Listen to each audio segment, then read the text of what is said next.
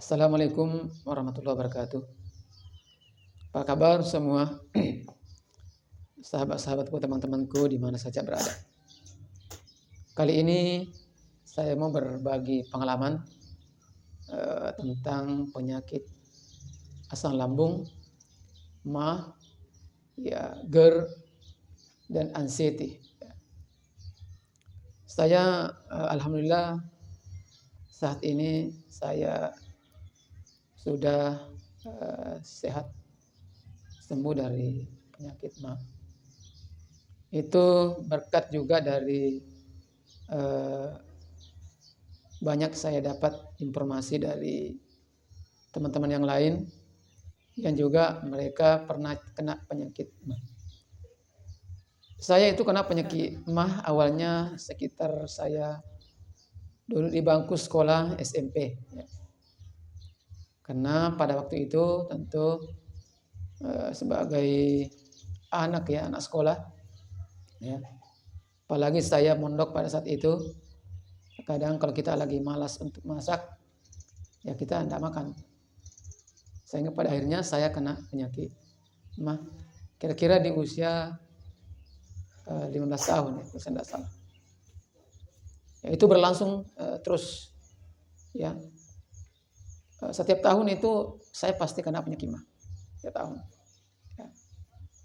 Dan itu rasanya tidak nyaman, teman-teman, tidak nyaman.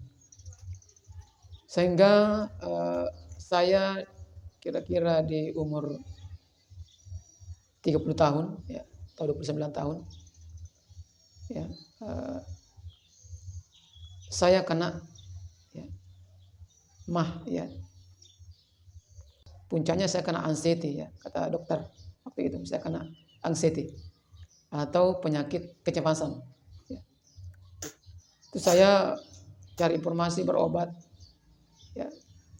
terutama saya pelajari masalah psikis saya, karena untuk menyembuhkan anxiety itu, saya perbaiki pola pikir saya. Dan alhamdulillah dalam jangka tidak terlalu lama saya sembuh. Sekitar tahun 2007, sekitar 2007 waktu itu.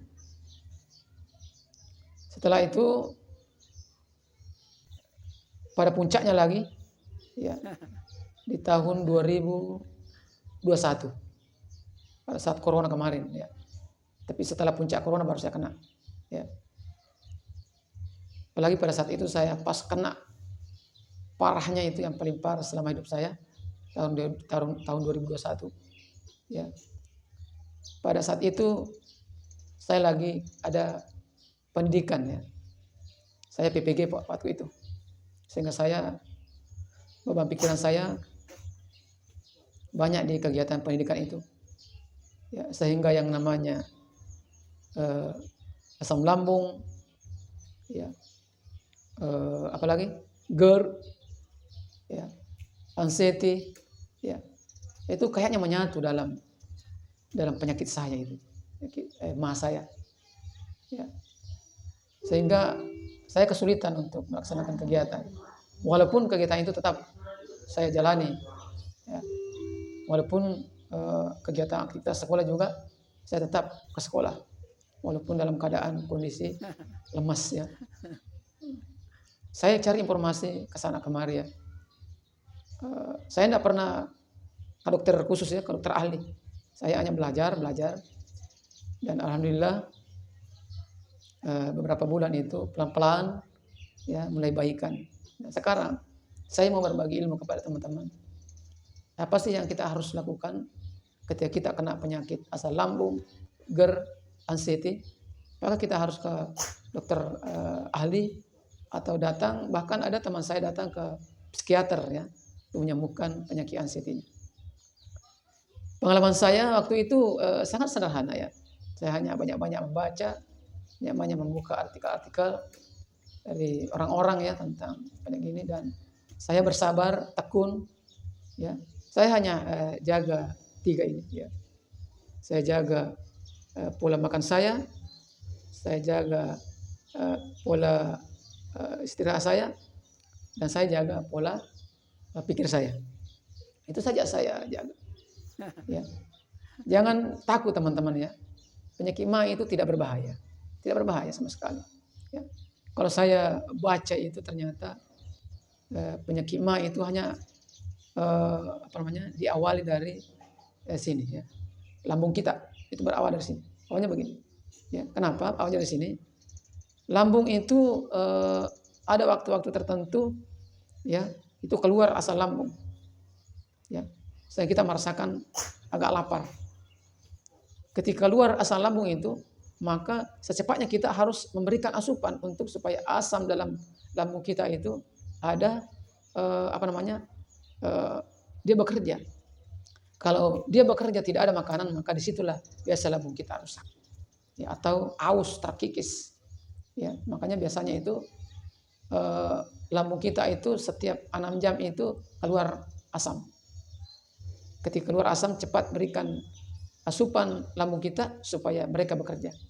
Kalau dia bekerja tidak ada makanan, maka disitulah bisa kita kena penyakit MA. Usahakan ada. Nah, ini makanya yang pertama itu kita harus bagaimana pola makan kita. Pola makan kita tentu kita kembali yang dicontohkan oleh Rasulullah, bahwa kita makan itu tidak perlu 3 kali sehari, ya tidak. Ya, yang penting cukuplah, ya cukuplah. Dan ketika lapar kita makan, kita berikan asupan. Jangan sampai perut kita kosong dan jangan sampai perut kita terlalu banyak. Kalau terlalu banyak, kerja asam itu juga tidak maksimal, tidak bagus, ya sehingga cepat rusak itu lambung kita.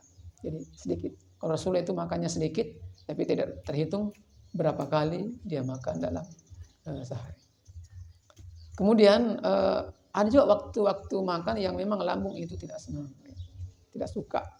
Ya seperti jam-jam istirahat, ya mulai jam 7, ya mulai jam 7 malam sampai jam 1, ya atau jam 2 itu enggak usah kita makan. Karena kenapa? Bisa jam 11 itu tubuh kita ini butuh refleks ya, sehingga lambung juga supaya tidak terlalu bekerja berat di waktu itu. Kemudian lambung kita ini usahakan juga ada sarapan pagi ya, harus sarapan pagi. Ya, kenapa sarapan pagi? Kenapa sarapan pagi? Di waktu pagi itu kan kita bangun pagi-pagi, lambung kita itu langsung mengeluarkan asam, maka di situ kita berikan asupan tubuh kita atau perut kita atau lambung kita. Makanya kalau pagi itu karena lambung ini habis istirahat, makanya teman-teman yang terutama yang penyakit MA, ya ketika kita bangun langsung, ini tips juga ya yang saya lakukan, bangun tidur itu saya langsung minum air hangat 1 gelas, ya gelasnya yang seginilah gelasnya, air hangat, ya. Setelah itu kita mungkin mau sholat subuh, mau ke masjid, ya. Setelah pulang ke masjid minum lagi 1 gelas air hangat. Jangan langsung kasih makan. Ya. Setelah itu habis minum 1 gelas lagi sudah 2 gelas. Ya mungkin kita ada jogging ya atau apalah gerak-gerakan badan sehingga begitu setengah jam kemudian kita mau mandi. Ya kita mau mandi. Sebelum mandi minum lagi 1 gelas air hangat. Sebelum mandi. Ya belum mandi. Setelah kita mandi, minum lagi 1 gelas air hangat. Jadi sudah 4 gelas. Jadi 4 gelas ini masuk dalam lambung kita sebelum kita kasih makanan. Setelah itu mandi minum kita makan. Nah, makan sarapan pagi ini saya juga tekankan kepada teman-teman yang kena penyakit MA. Jangan makan yang mengandung di pagi itu ya. Jangan makan yang mengandung coklat. Yang biasa ada roti. Ya. Jangan yang mengandung yang minyak-minyakan itu, goreng-gorengan. Jangan makan goreng-gorengan di awal. Ya, jangan makan keju. Ya, di awal itu. Ya. Mungkin teman-teman biasa ini khusus yang penyakit MA ya. Penyakit MA. Pagi-pagi jangan kita makan roti, teman-teman. Jangan kita makan roti. Kalau perlu makan nasi lah. Ya. Nggak perlu juga bubur. Kalau ada bubur boleh. Tapi buburnya yang yang utuh ya, tidak ada campurannya. Ya, bubur saja tok. Ya, campur dengan telur misalnya ya. Atau yang paling bagus ya, telur rebus ya. Atau telur kalau tidak bisa makan rebusnya, diceplok aja ya, tidak terlalu makan minyak. Minyaknya itu 2 sampai 3 tetes saja kalau minyak. Ada juga, bisa juga telur ceplok tidak pakai minyak, pakai air di wajannya. Tidak pakai minyak. Boleh. Itu yang sarapan pertama bagi teman-teman yang kena penyakit mah. Itu kita bisa, jangan terlalu banyak teman-teman ya. Cukup ya, secukupnya lah di pagi hari ya. Nantilah mungkin jam 9 atau jam 10 baru kita makan seutuhnya ya. Boleh makan nasi atau lauk yang digoreng boleh, tapi ingat ya, jangan terlalu, gorengannya tidak terlalu banyak ya. Ya, jangan terlalu banyak, yang biasa saja. Kalau perlu yang teman-teman yang kena penyakit mah agak parah ya, tidak usah makan goreng-gorengan dulu ya, istirahatkan dulu. Ya, jangan makan gorengan, jangan makan keju, ya jangan makan coklat, jangan makan yang pedas, jangan makan kacang, jangan makan kol, ya, jangan makan durian, jangan makan nangka. Itu semua pantangan bagi teman-teman yang kena penyakit mah. Nantilah kalau sudah sembuh boleh dimakan sedikit demi sedikit. Jangan makan nasi yang terbuat dari beras ketan ya. Ketan. Kalau di daerah saya itu di Kampung Bugis itu namanya sokok atau songkolok. Nah, boleh makan seperti itu ya. Itu dihindari dulu teman-teman yang khususnya ini yang penyakit asam lambung, GERD ya, itu paling tidak boleh. Itu dari segi makan teman-teman ya. Mungkin sedikit saya kasih gambaran saja. Juga sedikit dari minuman ya. Minuman jangan minum kopi teman-teman ya. Yang sudah parah ini penyakitnya. Jangan minum kopi, jangan minum teh, jangan minuman yang kemas-kemasan. Ya, air putih saja yang paling bagus. Air putih. Ya, nanti di akhir nanti itu saya akan kasih bagaimana bagusnya obat ya, obat alami. Nah, itu dari minuman teman-teman ya. Cukup air putih saja diperbanyak. Kalau bisa dalam sehari itu kita minum paling sedikit 2 liter lah. Ya, kalau bisa yang sudah parah penyakit mahnya itu selalu saja minum air hangat. Ya, ada termos kecil itu bisa dibawa kemana-mana bagi teman-teman yang beraktivitas di luar, bawa termos kecil dengan air biasa. Ketika mau minum dicampur supaya dalam kondisi hangat airnya. Ya, itu saya sarankan itu airnya. Jangan kita minum yang macam-macam lah. Ya, selama kita proses penyembuhan. Kemudian teman-teman setelah makan dan minum itu kita sudah bisa tahu apa yang tidak boleh. Sekarang waktu istirahat kita ya.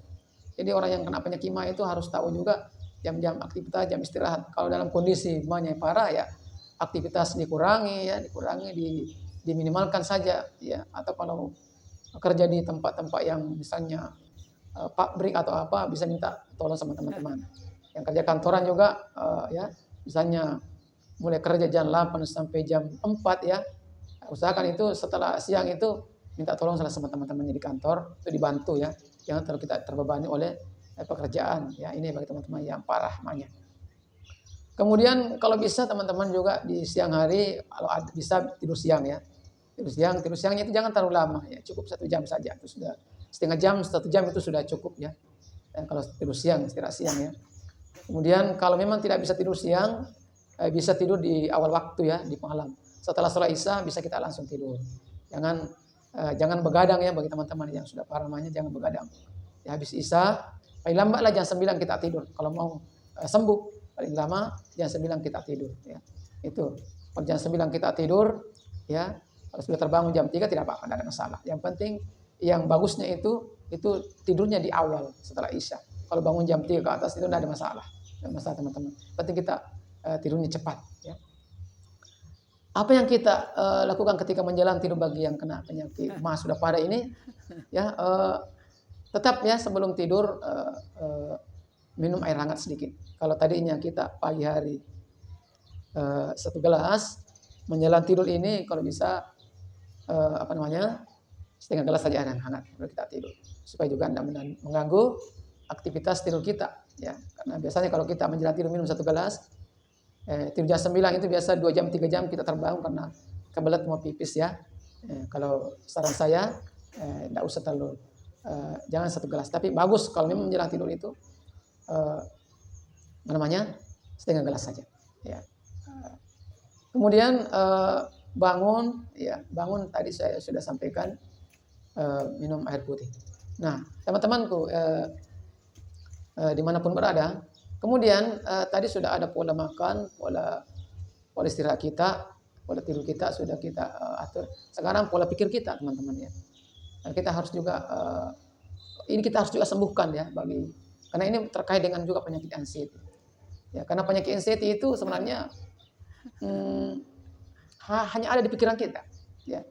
Hanya ada di pikiran kita, kemudian mempengaruhi lambung kita, ya. Karena pikiran kita ini ibarat kabel ya, itu ada kabel langsung berhubungan dengan lambung kita.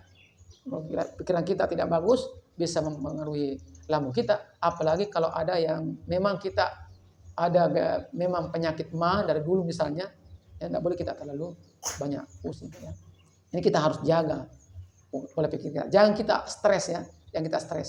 Mungkin teman-teman banyak kegiatan, banyak aktivitas sehingga stres ya, entah itu dibawa dari kantor, dari tempat kerjaan, atau stres karena kita mungkin sama keluarga ya, sama kerabat yang kita sampai bawaannya stres ya, gara-gara ada masalah. Itu enggak usah kita usahakan, jangan kita stres teman-teman. Sebenarnya stres itu jalan keluarnya adalah ya, kita carilah, kita buanglah dalam pikiran kita hal-hal yang negatif ya, mungkin dengan nonton ya. Saya dulu teman-teman kalau menghilangkan pemikiran yang jelek ya, misalnya rasa was-was, cemas tinggi itu, jangan-jangan ini saya mau mati ya, jangan-jangan ini saya, jangan-jangan itu yang selalu muncul ya, sehingga saya mencari jalan keluarnya untuk mencari pemikiran lain. Seperti saya nonton di YouTube, mungkin ada acara-acara yang lucu-lucu ya, yang lucu-lucu, jadi ketawa terus, itu juga bisa menghilangkan stres kita. Tawa, saya cari ya lawak-lawak di YouTube, acara-acara yang lucu supaya saya tertawa itu ya, karena tertawa itu mengurangi beban pikiran juga, dan ternyata ketawa juga itu bisa mengurangi penyakit MA ya. Atau mungkin ada kegiatan-kegiatan kita keluar sama teman-teman kita, sahabat-sahabat kita bercanda ria ya, atau mungkin kita cari teman lama ya, kalau masih ada di sekitar kita duduk-duduk bersama, cerita masa lalu ya. Mungkin kita sama-sama waktu SD, bagaimana kita SD dulu main bola bersama, yang main petak umpet bersama, mandi-mandi di kali bersama, ya main bola dan sebagainya bersama. Waktu kecil kita mungkin happy ketika kita mengingat masa lalu. Itu juga bisa mencegah penyakit MA kita ya teman-teman ya, terutama penyakit anxiety ini ya. Kita carilah tempat yang bisa supaya kita pemikiran itu hilang ya. Pengalaman saya teman-teman ya, kalau saya kena ya asam lambung ya, ingat jangan bawa beban pikiran ya. Ya kita harus yakin dan percaya, oh ini tidak apa-apa. Ini tidak apa-apa. Tidak berbahaya teman-teman. Tidak berbahaya ini penyakit MA. Biasa saja. Ya, cuma karena kita selalu mengatakan bahaya, karena itu tadi saya katakan bahwa ketika kita punya MA ini kambuh, ya langsung ke pikiran kita. Ya, bawaannya mau mati apa dan sebagainya, itu tambah parah itu teman-teman, tambah parah itu. Kalau kita seperti itu, ini tidak bahaya, biasa saja. Ya, terkadang sehat sembuh, ya itu biasa lah. Ya, tidak ada masalah, biasa saja, santai saja penyakit MA ini. Jangan takut teman-teman. Ya, saya dulu di tahun 2008 awal kena itu, bayangkan sudah berapa tahun yang lalu, sudah 16 tahun yang lalu, teman-teman ya. Saya pernah kena anxiety, jangan-jangan saya ini puncaknya anxiety, jangan-jangan saya.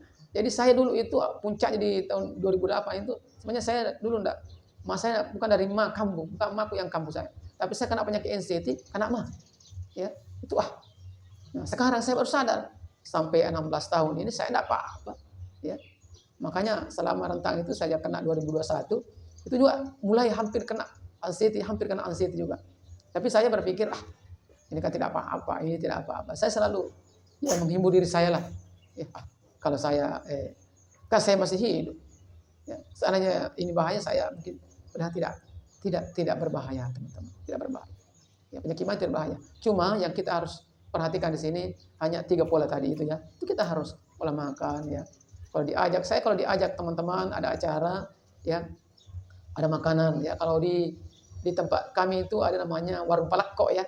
Mungkin teman-teman yang jauh sana enggak kenal, enggak tahu apa itu palekko. Palekko itu ya dari dari daging itik ya, dimasak, dibumbui, ya banyak penyedapnya, banyak ininya, banyak lomboknya ya, pedas. Kalau saya diajak teman-teman, karena gini ya, saya sering itu dalam keadaan penyakit madu dulu itu sebelum 2021 mungkin ya. Kita sering bikin acara kumpul-kumpul teman-teman, entah itu reuni ya, atau apakah itu namanya, kita diajak makan, diajak tempat-tempat warung-warung ya.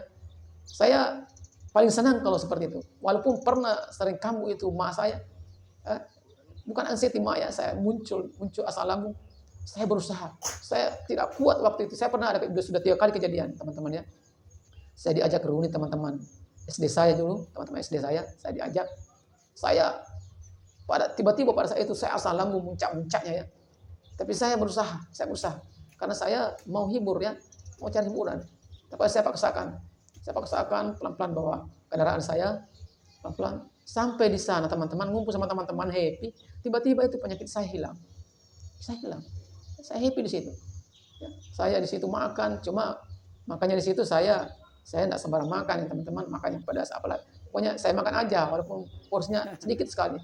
Ya, saya makan, hilang itu. Saya pulang sampai rumah enggak kamu lagi banyak. Ya. Pernah juga habis lebaran teman-teman diajak reuni, saya ditelepon teman saya tidak ikut bergabung. Ya, saya katakan? Mungkin saya tidak bisa gabung ya. Karena saya tidak bisa sekali bergerak. Nanti aja kalau sampai di sini kalau sembuh. Tapi saya juga berprinsip seperti itu. Saya paksakan lagi, berangkat, ambil kendaraan berangkat. Ya. Bahkan saya ajak istri anak saya ajak teman saya ke sana. Itu jaraknya tidak dekat, teman-temannya jauh. Saya ajak istri anak saya ke sana. Tiba di sana, kumpul teman-teman, happy, ramai. Ya, sembuh penyakit mak saya. Hilang. Ya. Nah, di sini jadi pelajaran. Saya berbagi kepada teman-teman bahwa ternyata mak itu sederhana saja ya. Jangan dibawa. Kalau ini sehat, ya,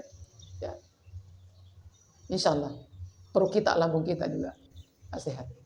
Tapi ingat teman-teman ya, yang saya sampaikan dari awal, ya pola makan juga bagi teman-teman yang hidup parah ya, pola makan, pola istirahat, ya jaga itu ya. Nah, silaturahmi, reuni, kumpul-kumpul itu dijaga juga ya teman-teman. Jangan cari masalah ya sehingga terbawa ke pemikiran kita, jangan. Itu saja, santai saja. Ya. Jangan ya istilah agamanya ya. Jangan ada musuh lah. Jangan ada orang yang karena dia kita marah, kita emosi ya. Ya. Kan biasa kita adalah masalah kita bawa emosi, enggak usah, santai saja. Ya, kalau kita mau tidur ya memikirkan, bebaskan pikiran kita dari segala masalah ya. Kalau ada pemikiran jelek, bebaskan sebelum kita tidur ya. Ya. Maafkan semua sahabat-sahabat kita, keluarga kita, teman-teman kita. Ya, maafkan semua sebelum kita tidur. Setelah kita bangun itu segar. Ya, itu teman-teman. Ya.